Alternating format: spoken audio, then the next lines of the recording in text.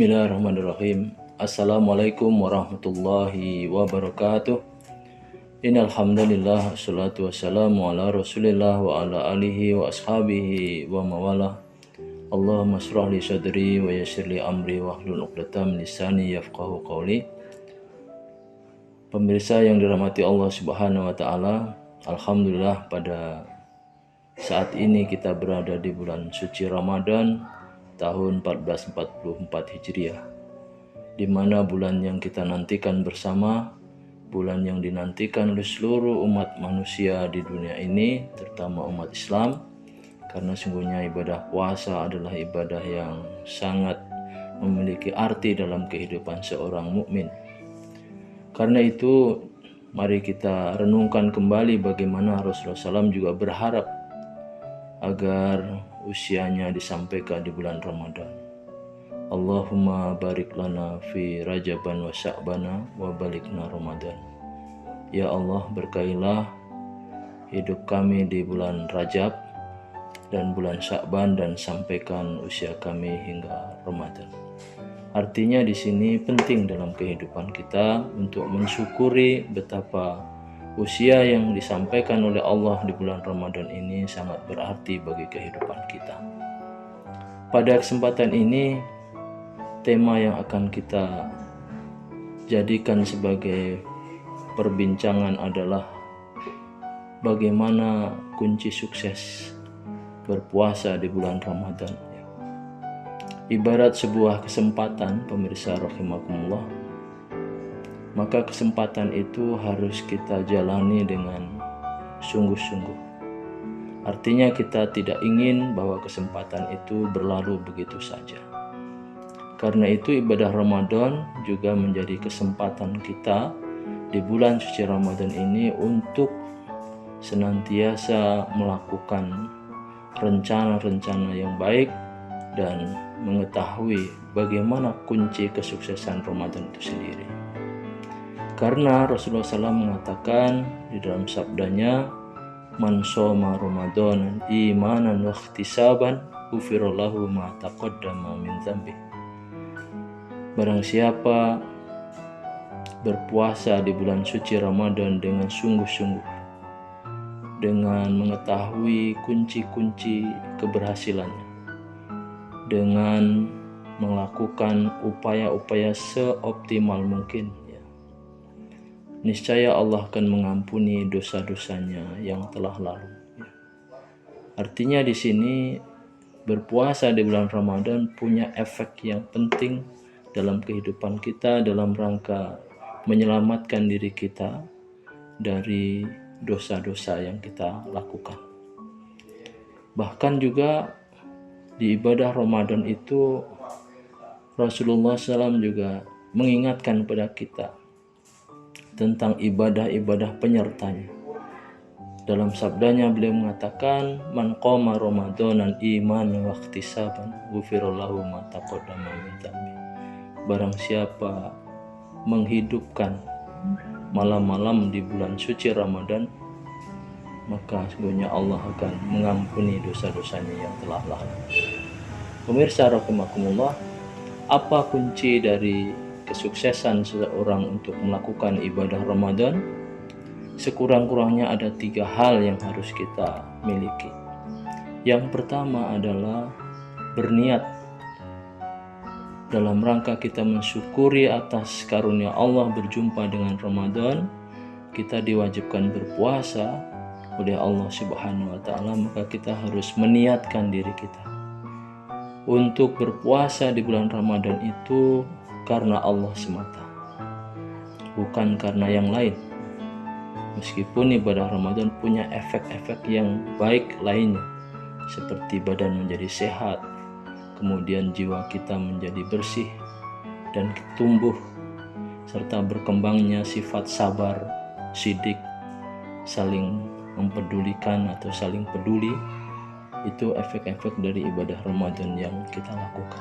Tapi tujuannya bukan itu. Tujuannya adalah untuk Allah semata-mata. Innama a'malu binniyat. Sesungguhnya setiap amal tergantung niatnya. Kalau kita niat puasa itu karena Allah, maka kebaikan-kebaikan puasa itu juga Allah akan berikan kepada kita. Allah akan curahkan kepada kita agar kebaikan-kebaikan itu menjadi milik kita atau menjadi anugerah Allah kepada kita.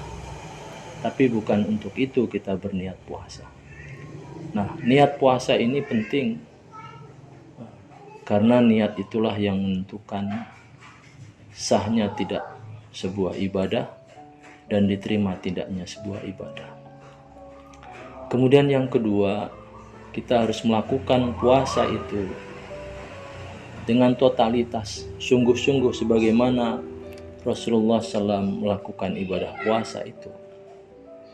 Di antaranya adalah kita harus mempuasakan diri kita, bukan sekedar nafsu tidak makan dan tidak minum di siang hari, tetapi juga ada hal-hal yang lain, pembicaraan, ucapan, telinga kita, mata kita harus puasa dari hal-hal yang haram, karena ini akan meningkatkan apa yang disebut dengan latihan spiritual total, yaitu kita tidak mengumbar hawa nafsu kita, bahkan harus mengekangnya, mengendalikannya, sehingga kita menjadi orang-orang yang terlatih untuk membedakan mana yang hak, mana yang batil, mana yang mengikuti hawa nafsu, dan mana yang mengikuti fitrah iman kita.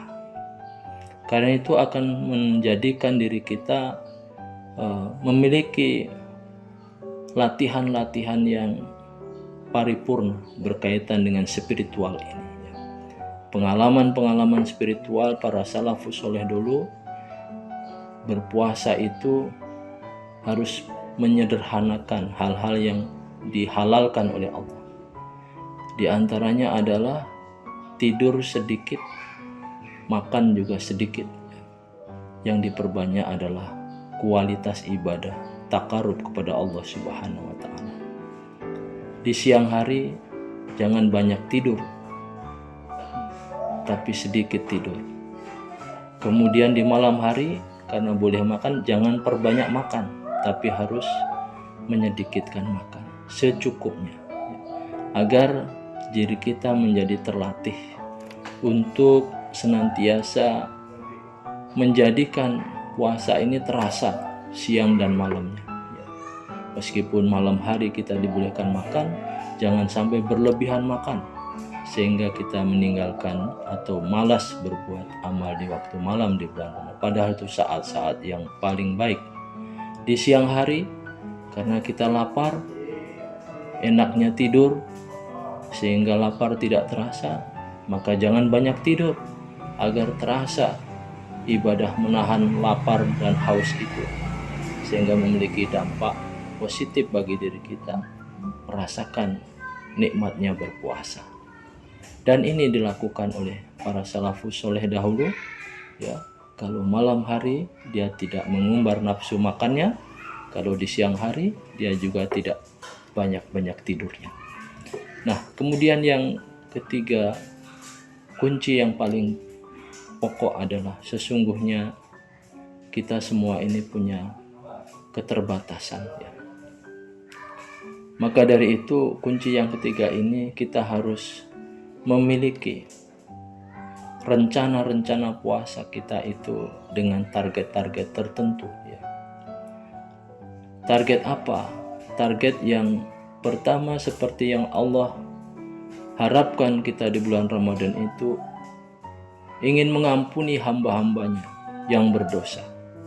Maka jangan lupakan di ibadah puasa kita juga perbanyak untuk istighfar kepada Allah.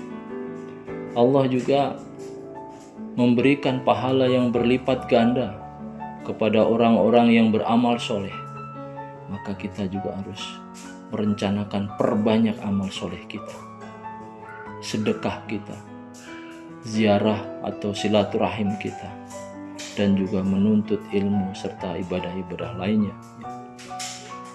Di bulan Ramadan ini juga Allah Subhanahu wa Ta'ala akan memberikan kepada orang-orang yang beriman jiwa untuk dibimbing oleh wahyu Allah Al-Quran.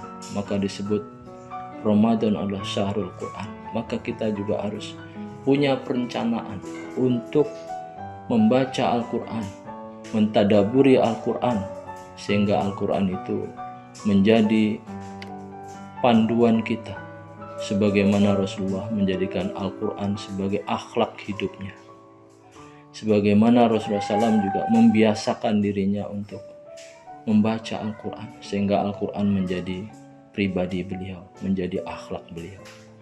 Nah, mungkin kita sebagai umatnya di saat ini diwasiatkan oleh Rasulullah SAW tentang dua warisan yang akan selamat atau menyelamatkan kita ya, selama-lamanya, yaitu kitabullah dan as-sunnah Rasul.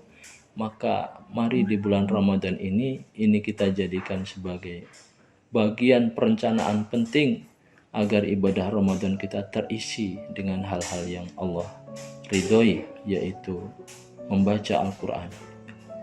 Pahalanya seperti apa membaca Al-Quran itu?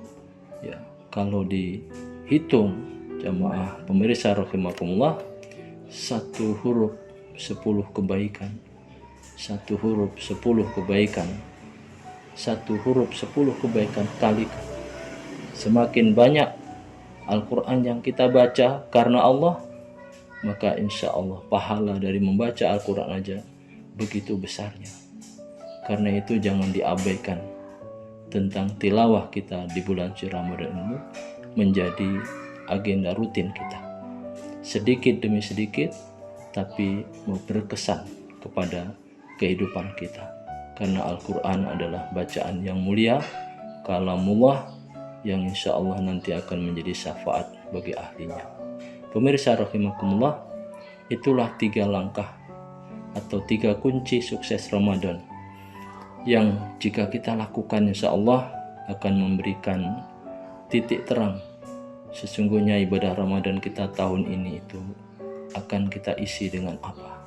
Pertama, niatkan karena Allah, dan yang kedua adalah kita mengikuti bagaimana puasanya orang-orang yang berkualitas, sebagaimana salafus soleh dahulu, sedikit tidur, sedikit makan. Meskipun makan itu dibolehkan, tidur itu dibolehkan, tapi di bulan Ramadan akan lebih terasa jika kita mensedikitkan tidurnya dan mensedikitkan makan, agar puasa kita berbekas bagi diri kita. Dan yang ketiga adalah kita harus punya perencanaan, dan rencana itu harus kita lakukan. Sedikit, tapi rencana itu kita tunaikan dengan sebaik-baiknya. Mudah-mudahan kita semua menjadi hamba Allah yang puasanya diterima oleh Allah Subhanahu wa Ta'ala dan memiliki nilai untuk perbaikan spiritualitas kita di masa-masa yang akan datang. Aqulu qouli hadza fastaghfiru lakum. Wassalamualaikum warahmatullahi wabarakatuh.